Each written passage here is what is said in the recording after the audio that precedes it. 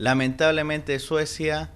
quiere reconocer a la denominada RAS. إنه من المؤسف أن تلجأ السويد إلى خطوة شاذة وسط البلدان الأوروبية وتقدم على محاولة الاعتراف بكيان شبح غير قابل للحياة، فحتى الدول التي سبق وأن اعترفت بالجمهورية الوهمية خلال فترة بائدة هي اليوم تراجع مواقفها وتسحب اعترافها. إن مشروع الحكومة السويدية الرامي إلى الاعتراف بالجمهورية الصحراوية الوهمية يشكل خطأ تاريخيا وخطوة غير مسؤولة لا يقبلها لا العقل ولا المنطق، وتتعارض وجهود السلام التي ما فتئ المغرب يبذلها من أجل ضمان أمن واستقرار منطقة تعيش اليوم على صفيح سخن من الاضطرابات.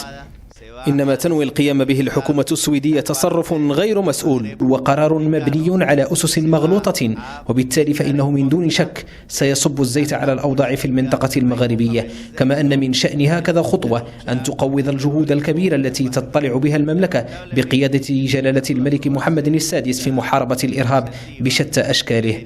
إنه في حال تبني هذا القرار والاعتراف بالجمهورية الوهمية من قبل السويد ستكون ستوكهولم قد اختارت أن تضرب في الصميم مسلسل المفاوضات الجاري تحت إشراف الأمم المتحدة لإيجاد حل نهائي لنزاع إقليمي عمر طويلا.